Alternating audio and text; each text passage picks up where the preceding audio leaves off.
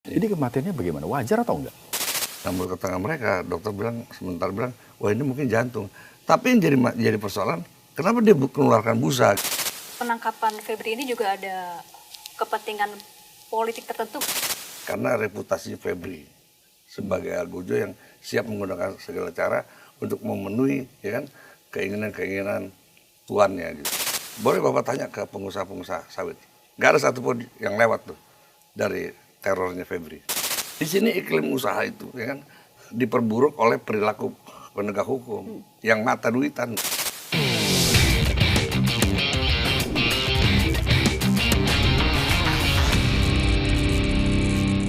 Assalamualaikum warahmatullahi wabarakatuh. Bikin Terang kembali lagi hadir, kali ini bersama saya Rizky Hasan. Dan saya Syafaati Suryo. Ya, Sobat News, ini berita soal Febri Adriansyah. Itu masih menjadi perbincangan di hampir semua kalangan ya. Betul sekali. Di teman-teman jurnalis, kemudian di netizen, di para pakar gitu ya, pengamat gitu ya. Setelah kemarin yang terakhir ditahan tanpa borgol dan rompi tahanan, hari ini ada yang baru lagi ya infonya. Iya, kemarin ditemukan asisten rumah tangga Febri Adriansyah ditemukan meninggal dunia. Nah, ini kita akan bahas dengan seorang pengamat intelijen. Kita berharap bisa dapat informasi-informasi buat anak ya. Pak Sri Rajasa, terima kasih sudah hadir. Sama-sama, saya juga terima kasih banyak. Baik, Pak Sri, ini soal asisten rumah tangga Febri Adriansyah yang ditemukan meninggal dunia. Kalau menurut informasi yang Bapak kumpulkan gitu, ini kematiannya bagaimana? Wajar atau enggak? Begini, saya coba untuk menyampaikan tentang siapa Sutrimo ini sendiri kan. Karena begini, saya ingin menyampaikan bahwa apa yang saya sampaikan berdasarkan fakta dan terkonfirmasi ya. Ya sebelum saya sampaikan kepada dalam forum ini gitu. Nah, Sutrimo itu sekitar 4 tahun lalu dia bekerja di tempatnya Pak Febri sebagai asisten rumah tangga, karena bersih-bersih rumah, kebunnya. Nah, tapi pada saat itu dia mengalami satu kondisi sakit, yaitu diabetes akut, karena sampai luka-luka di badan itu nggak bisa sembuh gitu. Akhirnya Sutrimo ini minta pulang kampung dan berobat di kampung. Pulanglah dia ke Banyumas kan sambil berobat. Nah, setelah setahun kemudian nih, setahun yang lalu lah, dia menghubungi Pak Febri, minta cari kerjaan, Pak, saya nggak ada kerjaan, kalau mau bisa kembali bantu-bantu Pak Febri, saya ke sini. Disuruh kembali lah sama Pak Febri sekitar hampir 1 tahun yang lalu nih. Juga kembali bekerja sebagai ART, cuma tidak di rumah Pak Febri. Sekarang di jalan ini, jalan Lobak, yang dibilang klinik itu, memang rumah kosong itu. Dia kerjanya ya jaga rumah itu, bersih-bersih jaga rumah itu, rumah kosong ya, bekas klinik. Nah, seiring berjalannya waktu, dia ternyata di Jakarta tidak pernah berobat, tidak pernah menjaga sakitnya itu. Jadi muncul lagi sakit itu semakin parah.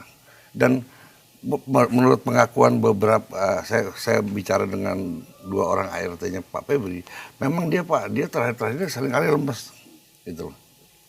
Karena sakit yang dideritanya ini. Nah, terakhir kemarin dia sempat menghubungi ART Pak Febri, dan kemudian di situ juga ada tentara waktu itu yang jaga rumah Pak Febri. Datanglah dia ke Jalan Lobak ini, ternyata sudah terkapar. Kalau menurut keterangan mereka sih, mungkin sudah meninggal di situ, karena dia nunggu ambulan juga lama datangnya. Udah lama datang, kemudian dibawa ke rumah sakit Muhammadiyah. Nah, menurut keterangan mereka, dokter bilang sebentar bilang, wah ini mungkin jantung. Tapi yang jadi persoalan, kenapa dia mengeluarkan busa gitu loh. Nah, itu dia. Nah, ini juga kalau saya tanya sama mereka-mereka yang menangani pertama kali, mereka juga bingung. Apakah dia salah minum obat atau apa? Itu belum. Mungkin kita perlu lihat nanti hasil otopsi dokter ya dari rumah sakit. Tapi kalau kita melihat pola hubungan antara Sutrimo dengan Febri, saya pikir sangat jauh sekali dia mengetahui atau dia menyimpan informasi tertentu ya tentang kasus yang sekarang sedang menimpa Pak Febri. Saya pikir itu jauh sekali. Jauh. Artinya gini, ya ini mungkin karena kebetulan aja. Saya juga bukan, artinya gini, dalam konteks ini ya, dalam konteks kasus Pak Febri, saya mungkin keras banget saya kritik Pak Febri. Tapi untuk kasus ini, saya melihat, jadi gini, analisa saya gitu, bahwa saya kaitkan dari satu keterangan-keterangan lain dalam waktu beberapa hari ini. Saya melihat, ini enggak ada. nggak ada kaitan sama, atau mungkin ini juga bukan satu tindakan pembunuhan. Saya belum melihat ke arah situ. Karena juga kalau misalnya perampokan juga nggak ada yang hilang di situ. Saya sudah cek ya kan. Jadi kemungkinan besar ini penyebab kematiannya karena sakit ya? Iya. Tidak ada hal yang mencurigakan lagi. Bahkan gitu ya, Pak? dokter dari Muhammadiyah bilang bahwa Pak kalau udah kena diabetes itu merembet kemana-mana Pak. Iya. Gitu loh. Cuman yang memang jadi pertanyaan banyak orang memang keluar busa ya di itu dia, mulut dan hidung itu. Kalau nggak salah ditemukannya di depan klinik ya? Iya, memang dia nunggu Di tuh. depan. Dia nunggu karena gini, bukan di depan klinik, ya itulah tempat yang dia jaga gitu loh. Klinik yang udah kosong, itulah tempat yang dia jaga. Memang dia tinggal di situ gitu loh. Memang dia nunggu mungkin karena udah nggak tahan mungkin dia jatuh situ ya. Karena memang pada saat orang-orang yang ditelepon dia datang ke situ, dia udah tergeletak, bahkan sempat dibawa kan, udah ditaruh kayak semacam tandu gitu, sambil nunggu ambulan, nggak datang ambulannya, gitu. Mungkin kondisi macet atau gimana kan. Oke. Jadi ngomong-ngomong pemilik kliniknya ini Pak Febri Adriansyah juga? Menurut keterangan yang saya dapat, ya kan, itu dikatakan punya Don Dito. Wah. Ya. Oke. Ya. Jadi pastinya Sutrimo itu selama dia kembali ke Jakarta, dia tidak dia bekerja di rumahnya Febri enggak, yang di jalan apa sih? Febri itu jalan Lobak ya, jalan Lobak ya. Dia tinggal di situ, dia di situ tinggal, rumah kosong. Kalau memang informasinya klinik itu punyanya Don Rito, kenapa harus menjaga itu dia. Klinik orang ya kosong ya, yang bukan milik Saya juga Adriansyah? itu memang agak ada kejanggalan. Atau mungkin ketika dia minta pekerjaan dari Febri, mungkin diarahkan ke sana kali. Saya juga nggak begitu tahu. Tapi yang jelas posisi dia, ya kan, bekerja di situ. Gitu. Terus kalau ini rumahnya tempatnya Don Dito, berarti dia bekerja untuk Don Dito kan gitu. Jadi apa yang disampaikan Pak Rajasa tadi itu semacam menguatkan bahwa hubungan kedekatan seorang Febri Adriansyah dan jelas. Don Rito ya? Iya, jelas, itu jelas. Kalau itu jelas. Artinya dia punya kedekatan khusus lah. Ya. Ya, menarik sekali ya. Nah kemudian Pak Rajasa, kalau kita flashback sedikit dari kasus Febri Adriansyah ini, Bapak punya informasi bawah tanah apa nih Pak? Kira-kira nih yang belum diketahui informasinya ke publik. Ya, kalau saya melihat gini, dari mulai penggeledahan, penggerebekan kafenya Pak Febri, ya kan, saya lebih melihat bahwa ini bukan dalam rangka kasus pengungkapan korupsi yang dilakukan oleh polisi. Kenapa saya katakan begitu? Karena tiba-tiba polisi mengalihkan ya kan, kasus ini ke kejaksaan. Kalau memang ini mau mengungkap kasus korupsi, tentunya kan prestasi buat polisi.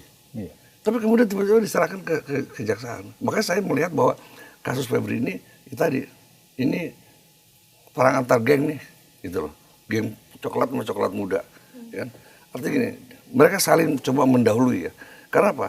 Karena kemarin pada saat Febri Jampisus itu ada 2 kasus yang kedua-duanya itu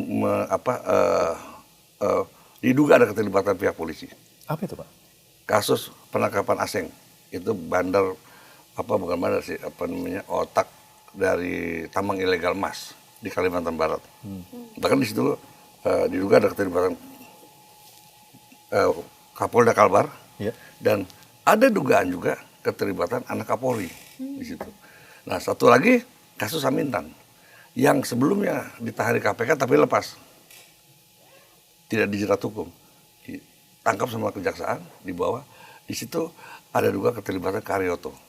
Karena waktu pernyataan pada saat Samintan ditangkap, itu ada pernyataan dari penerangan Kejaksaan Agung bahwa mengatakan bahwa ini ada keterlibatan pejabat negara. Saya cek langsung, saya tanya, siapa pejabat negara? Dia bilang Karyoto. Nah, ini manuver Jampisus ini membuat pihak kepolisian gerah. Ya.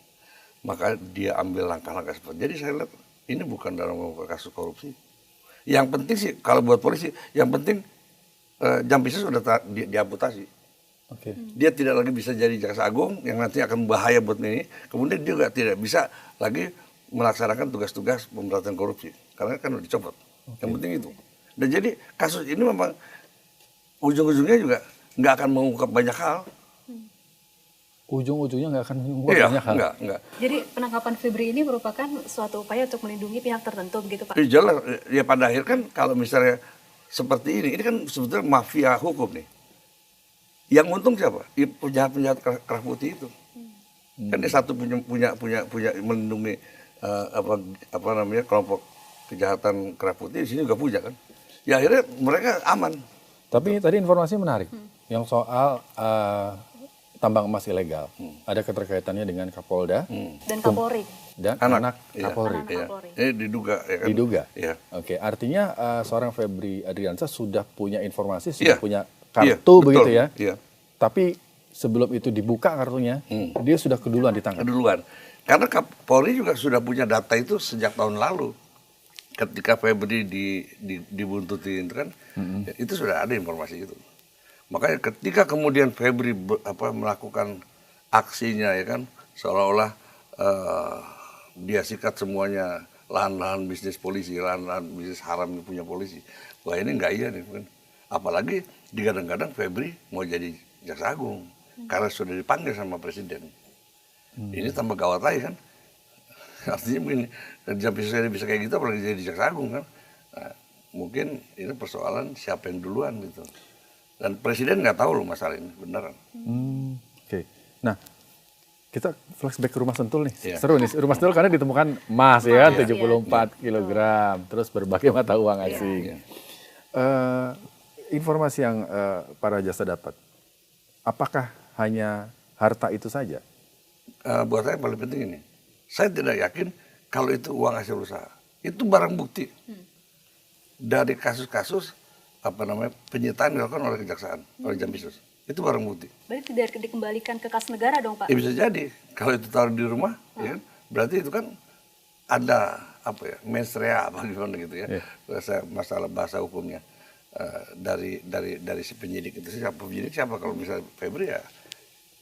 Tapi kan kemarin dikatakan bahwa itu hasil usaha. Saya nggak yakin. Tapi itu barang bukti dari bagian barang bukti yang disita oleh kejaksaan. Baik, jadi milik Febri Adriansyah nih yang mungkin jatah dia gitu loh Pak. Ya, sekarang begini ya kan. Persoalan Febri tidak mengakui bahwa itu bukan barang dia, tapi itu kan ada di rumah dia loh, ya.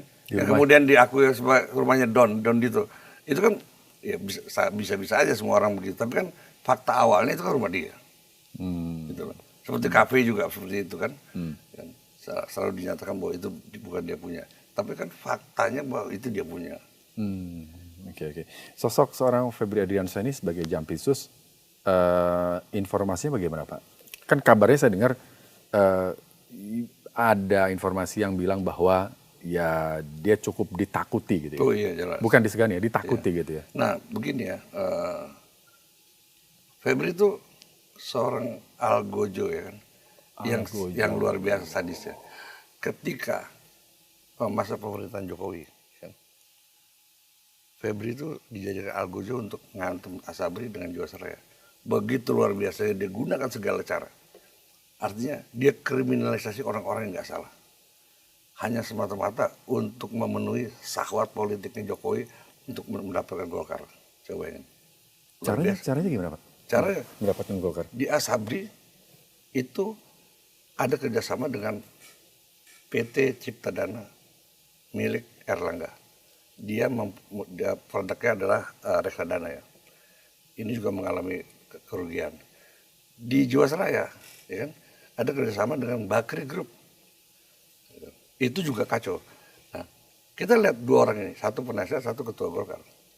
Disikat nih, disandera. Tapi ternyata mereka pelaku, tapi mereka nggak sampai diperiksa pun enggak. Gitu. Akhirnya dikorbankan, ada orang-orang harus dikorbankan. Nah, Febri mampu untuk itu. Jangan salah Pak, dari dua kasus ini ribuan orang terzolimi. Belum pegawai Jiwasraya, belum orang-orang yang punya kerjasama dengan perusahaannya Bencok. Itu pun disita asetnya. Bahkan ada satu asuransi, itu asetnya dibukukan 2,4 triliun kemudian disita sama Febri. Nggak ada kaitannya sama Jiwasraya dan Asabri, nggak ada. Karena dia kerjasama sama Bencok dan dia mendapat keuntungan dari Bencok. Ini kan ngeri. Nah, sekarang Febri mulai beralih loyalitasnya kepada Prabowo. Bahkan Prabowo sendiri mengatakan luar biasa Febri. Mampu menghantam, mampu mendapatkan mengembalikan uang sampai triliunan dari siapa Wilmart segala macam. Ini kan kerawanan buat mereka nih. Jadi ketika loyalitas Febri berubah dan kemudian jika ada perintah untuk ngantum satu pihak, habis sama Febri. Karena itu sudah dilakukan pada masanya Jokowi. Kayak seperti itu. Baik. Jadi ke penangkapan Febri ini juga ada kepentingan politik tertentu nggak sih? Oh, jelas, Selain jelas. tadi yang ada kasus dengan Iya. petinggi Polri gitu. Iya. Jelas ini semua ya kan. Karena Febri sudah berani mengusik geng Solo gitu ya. Kasus Pertamina ya kan. Itu kan muncul nama Jokowi. Ketika Ahok di persidangan mengatakan, Pak Hakim kalau berani panggil Jokowi dong. Iya. Ya. Artinya Febri sudah mulai berani mengusik ya, geng Solo yang dalam notabene dialah shadow kekuasaan yang sekarang ada di Republik ini. Nah, makanya kan udah mulai muncul bagaimana caranya dia harus mengamputasi Febri. Terlebih ada rencana pergantian Jaksa Agung sementara dia sudah dipanggil Presiden. Jadi ini ada semacam kekhawatiran ya. Karena reputasi Febri sebagai algojo yang siap menggunakan segala cara untuk memenuhi ya kan keinginan-keinginan tuannya gitu. Oke. Jadi mau siapapun tuannya, seorang iya. Febri Ardiansyah ini dianggap sebagai algojo yang Iya. bisa mengeksekusi kemauan tuannya. Dianggap lihai, bisa dipercaya Iya. gitu ya. Iya. Oke, oke. Ya seperti itu. Oke. Nah, kemudian informasinya soal menakut-nakuti pengusaha dengan sprindik. Oh iya itu terjadi. Bahkan di kalangan pengusaha sawit tambang itu ada bercandaan. Hati-hati loh, nanti diapengin sama Febri. Apeng itu adalah seorang pengusaha, siapa namanya Surya Dharma ya, yang sekarang masuk Nusa Kambangan karena berani ngelawan. Nama temennya Apeng. Jadi selalu bilang nanti diapeng loh. Gitu. Dan itu sangat dirasakan sekali oleh pengusaha-pengusaha sawit dan tambang ketika Febri menjadi Javis kemarin. Ada kejadian itu, Pak? Ada semacam ketakutan ada. Dan Membawa bahkan sprindik gitu. bahkan pernyataannya di depan saya nih, pernyataannya siapa Bencok ya. Boleh Bapak tanya ke pengusaha-pengusaha sawit. Gak ada satupun yang lewat tuh dari terornya Febri. Gitu. Dan ini saya ngomongnya bisa dikonfirmasi. Karena Bencok juga berani. Saya bilang, Pak Bapak berani kok? Iya, oke. Saya berani gitu. Hidup saya juga udah tanggung, dia bilang seumur hidup. Rumah dia di Menteng, di Kuningan, disita semua. Sekarang itu dijadikan apa kayak macam seolah-olah siposnya punya kejaksaan. Coba ini, gila. Lalu siapa Don Rito ini, Pak Rajasa? Saya juga nggak begitu kenal. Tapi yang jelas ya kan, dia siap pasang badan gitu aja lah. Dan sangat gamblang sekali kok untuk melihat siapa Don Rito. Ya. Yang selalu diakui bahwa ini aset dia, ini aset dia. Ya artinya begini, ya Don Rito pasang badan siap-siap aja. Dia pasti nanti juga masuk. Ujung-ujungnya bukan Febri. Ya kita lihat ya kayak kasusnya Firly kan hilang begitu aja. Bahkan kasusnya Sylvester kan udah diputus juga nggak. Nanti juga akan seperti ini Febri. Coba ya. Saya nggak yakin sama sekali. Kalau memang ini pengungkapan kasus korupsi udah dari kemarin. Febri dipanggil, diperiksa ya kan. Kemana tuh alirannya? Pasti juga akan melibat akan menyentuh kekuasaan negara ini, pejabat-pejabat negara yang lain gitu. Tadi menarik ya, kalau seorang aparat hukum memperlakukan pengusaha-pengusaha seperti itu, jadi kita sebagai rakyat biasa ini berpikir, oh iya, pantas saja investor itu kabur ya, iya kan? Di Takut sini berinvestasi di sini ya? Iya. Di sini iklim usaha itu ya kan diperburuk oleh perilaku penegak hukum yang mata duitan. Terus saya bilang, gimana orang mau bisa berusaha? Ya, sebentar panggil kejaksaan, panggil polisi, ntar panggil mana lagi? Belum ngadepin LSM yang kacau balau di sini kan kacau rusak. Jangan salah loh, LSM juga kejaksaan kalau misalnya di tingkat kabupaten provinsi, dia punya LSM yang buat takut-takutin kepala dinas. Kejaksaan punya itu? Iya. Boleh tanya pada seluruh provinsi ini sama kabupaten ya kan. Pasti mereka bermain proyek. Pasti jadi calo proyek. Iya benar. Dia nggak main-main. Jadi kerusakannya udah begitu parah gitu loh. Terus masa kasus Febri mau diperlakukan begini lagi? Kapan mau insafnya gitu loh kan? Kapan mau jeraknya gitu loh? Iya. Kalau menurut Pak Rajasa, harusnya siapa yang menangani kasus ini? Ya. Menangani kasus. Ya harusnya polisi lah. Karena kan yang memulai polisi, berarti kan dia punya bukti, alat bukti segala macam kan. Iya. Karena kan yang disasar kan kasus korupsi Febri. Ya. Iya. Tapi ketika ini dialihkan tanpa diperiksa Febri, dialihkan kepada kejaksaan, wah ini cuma mau mengamputasi Febri nih. Artinya dia jangan ada di situ. Udah, nggak ada lagi. Harusnya polisi dong. Iya. Karena publik juga ragu ya, masa jaksa ini memeriksa mantan iya, atasannya nggak gitu ya Pak ya? Sekarang Jampi itu siapa namanya? Kuntadi. Kuntadi. Ya itu orang Febri. Terus terang aja saya bilang. Bagaimana mau objektif? Indikasinya apa Pak? Itu orang Dia yang kan Febri dan didiknya Febri sebelumnya. Dan Dia akan direktur penyidiknya. dan akan setia. Udah pasti. Kita bisa lihat Bukan, kemarin karena tidak begini Pak. Ya kan, diborgol, tidak pakai rompi tahanan. iya, karena begini. Karena mereka masing-masing pegang kunci gitu aja. Oke. Apa pun tadi juga pada saat dia bersih-bersih amat, enggak juga gitu loh. Jadi sekarang ini mereka saling terkunci kan dalam kejahatan mereka sendiri. Saya kalau sama-sama ini jahat, mereka saling nutupin bagaimana mau mengungkap kejahatan. Kenapa Kan tidak dilimpahkan ke KPK Pak Rajasa? Ya. Kenapa tidak dilimpahkan ke KPK saja gitu? Iya, yang jelas begini. Ini juga tidak terlepas dari intervensi kekuasaan yang lebih tinggi ya. Itu aja. Kenapa nggak diserahkan KPK? Karena ada intervensi kekuasaan lebih tinggi. Jadi gini loh, ini semata-mata bukan penegakan hukum kok. Ini banyak kepentingan politik di sini yang bermain. Ada kaitannya sama 2029? Oh pasti. Jokowi nggak mau terus sih 2009. Gitu loh. Kalau misalnya Febri dibiarkan begini, bisa juga menghambat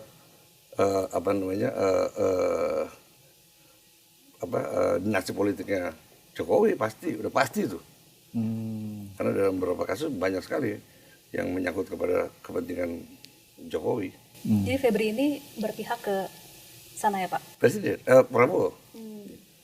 Jadi kalau dari sisi itunya sih ada benernya gitu ya. Karena kan sekarang ini siapa sih presidennya kan dia juga harus berani. Tapi ketika kemudian ya kan banyak hal-hal ya kan di mana kepentingan Febri juga sangat besar di dalam penegakan hukum, ya ini kacau juga. Iya. Gitu loh. Iya. Ya berpihak pada presiden memang sebagai aparatur negara memang harus ya. Iyalah. Dengan koridor hukum yang harusnya berjalan ya Pak ya. Tapi memang di sini bicara pemberantasan korupsi aneh. Kemarin duit begitu banyak kan, sampai triliun yang didapat. Tapi pelakunya gak ditangkap loh, gila. Aneh kan?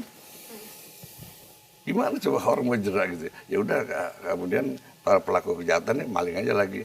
Ya, paling ntar store sebagian ke sana, kan gitu. Uang-uang barang bukti itu menurut informasi yang Bapak terima itu uang-uang yang benar diambil dari sebuah kasus atau bagaimana Pak?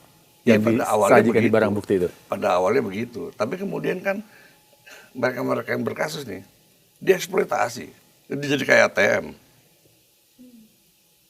Jadi makanya kan kalau kita lihat ya kan, ada Satgas PKH di sini kan segala macam, sekian juta hektar mereka sita segala macam. Terus mana pelakunya gitu loh? Kan nggak ada Pak, ya kan? Inilah nanti yang mereka dieksploitasi itu. Diperas gitu ya? Iyalah. Wah ini gila-gila, ini betul-betul praktek mafia dalam sebuah negara yang dikemas, yang dilindungi oleh konstitusi kan kacau loh, kayak begini. Ini coba bayangin Pak, jutaan hektar disita. Kan berarti kalau disita ada pelanggaran. Ya. Tapi kok pemiliknya nggak ada apa-apain. Tenang-tenang aja. Kayak Musimas, terus apa tuh ada lagi satu yang tadi saya sebut tuh, yang besar yang punya Singapura punya. Tetap aja beroperasi. Wilmar kan gitu. Padahal kasusnya banyak tuh. Dia palsuin beras juga, beras yang premium dicampur sama yang biasa, coba berapa kerugian masyarakat saat itu. Tapi tetap aja. Kenapa coba terjadi? Mereka itulah langganan pendanaan kampanyenya Jokowi waktu itu. Jadi tebang pilih juga ya dalam menindak Oh jelas, ya? iya, udah pasti tuh. Kalau pukul rata, tutup semua nih. Iya, tutup semua. Mana yang memberikan keuntungan gitu ya Pak? Iya, iya. Jadi harusnya penegakan hukum di Indonesia gimana, Pak Rajasa? Kalau melihat dengan yang tadi Pak Ya, Rajasa kembali sampaikan, kepada presiden. Artinya presiden nggak bisa lagi bertindak normatif, harus out of the box. Banyak kok di negara-negara lain sekarang, ya kan? Gila presidennya dalam penegakan hukum, main tangkap orang segala macam, selesai. Sekarang di banyak tempat kan, beberapa negara yang seperti itu. Ya. Walaupun pihak Barat mengatakan, wah ini pelanggaran HAM, tapi buat negara ini nggak butuh itu. Yang penting butuh stabil dan pertumbuhan ekonomi terjaga. Kalau nggak begitu, nggak sampai kapan Pak? Negara udah hancur-hancuran. Ujung-ujungnya apa? Pajak lagi kan gitu. Kalau misalnya negara hidup dari pajak, gue juga bisa jadi presiden. Iya kan? Kayak begitu. Jadi setelah Febri ditangkap, ini masyarakat juga jadi tambah ragu dan tidak yakin Iya. ya. Apakah semua penegak hukum seperti itu gitu Pak? Ada satu kondisi yang memang sangat unik ya. Ketika polisi bisa menangkap Febri, justru tingkat legitimasi publik terhadap penegak hukum semakin turun. Cek aja coba. Ya. Nah, kita bisa bayangin kalau misalnya kepercayaan publik terhadap penegakan hukum sudah sampai titik nol. Itu bukan lagi institusi hukum yang runtuh, negara ini runtuh. Coba ya, kita lihat aja nanti. Kalau ini tidak bisa diselesaikan, runtuh nih republik, runtuh nih penguasa, benar. Jadi kan aneh kan, harusnya kan masyarakat menambah percaya kan kepada penegak, tapi sekarang makin turun. nah keterkaitannya dengan TNI, Pak. Kan selama ini kan kita tahu di berbagai informasi kalau Pak Febri ini kan selalu dikawal dengan TNI. Termasuk kemarin waktu yang hari Jumat ya, masih ada pengawalan ya TNI di kejaksaan. Nah ini saya juga cukup prihatin ya dengan adanya kerjasama ya, adanya penandatangan kerjasama antara kejaksaan dengan Mabes TNI. Di situ klausulnya, ya kan, termasuk pengamanan fisik. Fisik kan bisa rumah, bangunan kan gitu. Nah ini nggak benar kalau menurut saya. Kalau kerjasama oke lah, karena di kejaksaan ada jampitmil kan, tindak pidana militer ya. Nah kalau kerjasama yang menyangkut kegiatan dong, misalnya kegiatan pemberantasan korupsi gitu ya, kita itu sah-sah aja kalau kita kawal itu, tentara kawal kegiatan yang seperti itu. Tapi kalau kemudian pengamanan fisik ini bisa terjadi blunder gitu.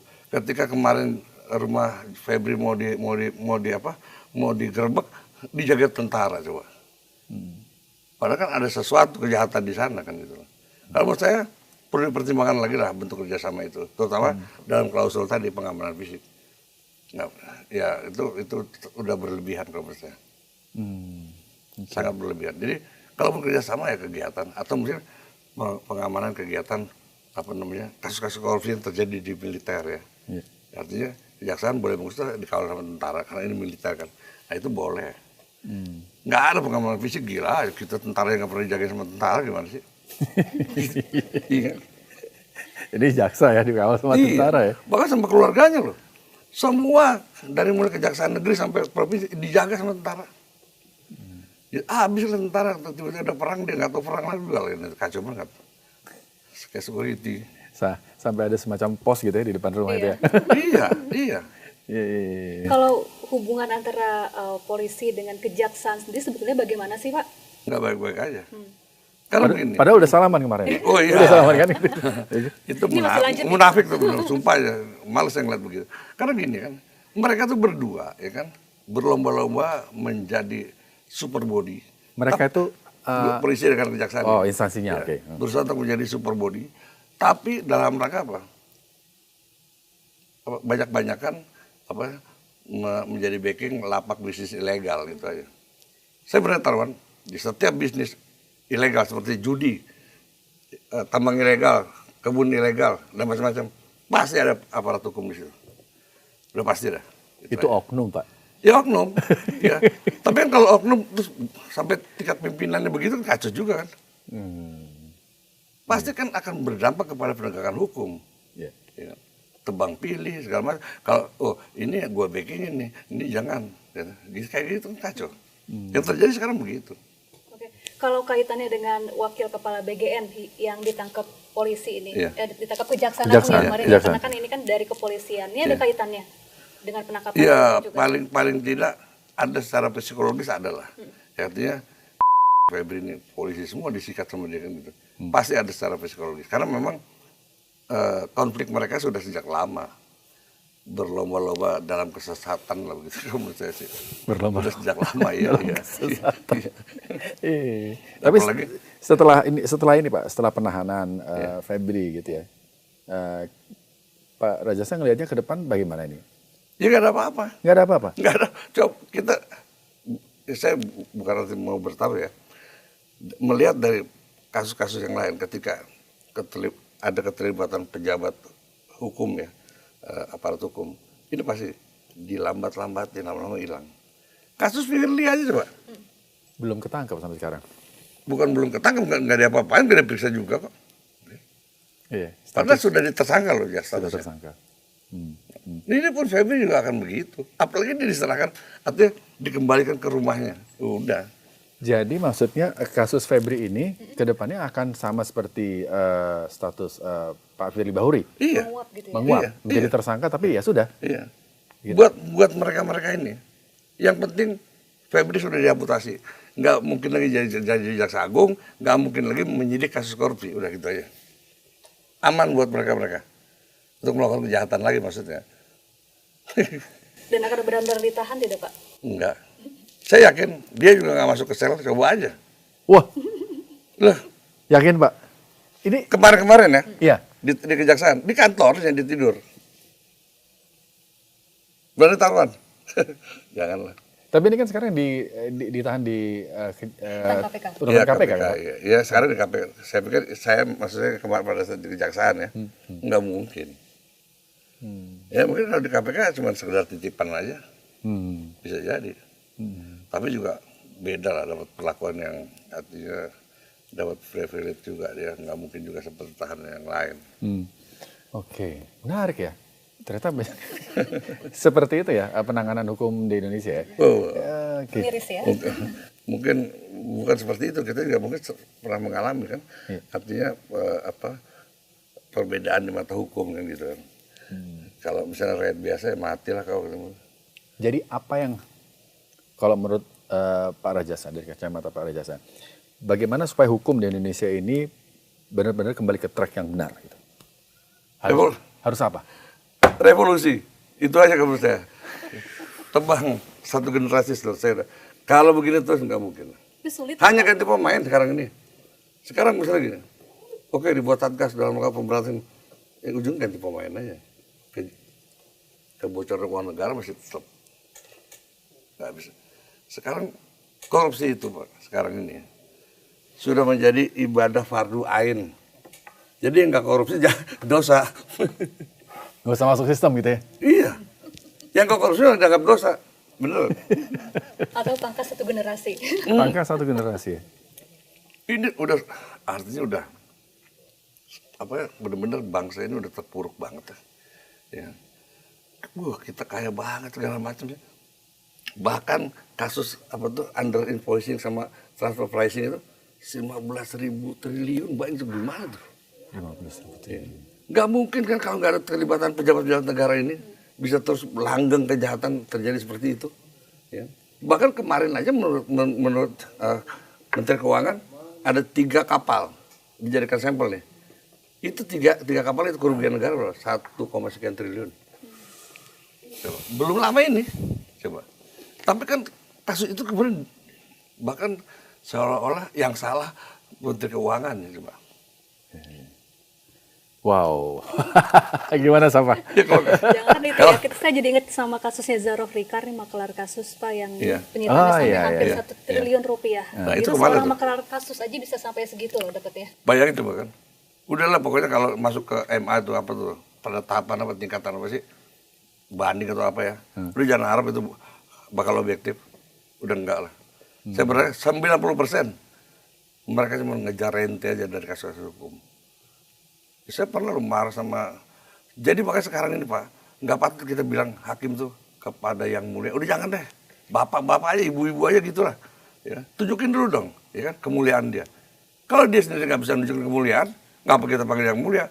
Kalau saya orang Islam nih, Nabi Muhammad pakai Muhammad doang, udah pakai yang mulia lagi, nggak bener tuh. Saya bilang. Kan disebut sebagai wakil Tuhan. Mana? Tuhan nggak seorang pernah hakim.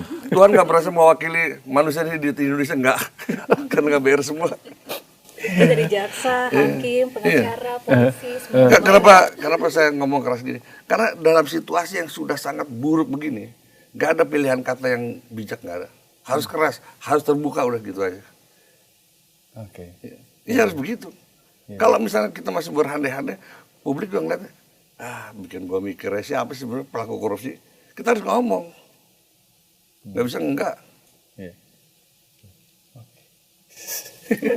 Jadi setelah Febri ditangkap masih banyak Febri lainnya nih Pak ya? Pastilah, ya kan? Karena nggak ada efek jerah kok, ya kan? Nggak ada. Coba misalnya Febri tangkap hukum mati, lu takut yang lain, bener. Atau penjara sama ibu, di penjara sama anak-anaknya, istrinya gitu, wah nggak ada yang berani.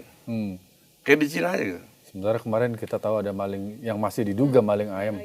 Waduh, ngeri. Ya, itu tadi. Apa tuh? Itu kelihatan banget perbedaan bagaimana Apa kalau di dalam Indonesia. prinsip hukum apa? Before the law apa tuh? Ya kan? Equality. Equality before the law. Itu sama kan. Tapi kan mana ada? Tajam ke bawah, tumpul ke atas ya. Iya, kalau di Indonesia prinsipnya ya kan, kebenaran tergantung siapa yang ngomong, udah gitu aja. Iya. Kalau Jokowi ngomong bener semua. Di mata pendukung ya Pak. Baik, Pak Rajasa, terima kasih informasinya dibikin terang. Semoga saja ini bisa menjadi insight yang baik untuk Sobat iNews dimanapun Anda berada. Terima kasih sudah bergabung dengan kami, sudah menyimak podcast Bikin Terang. Saya Rizky Hasan. Dan saya Syafaati Suryo. Terima kasih dan sampai jumpa.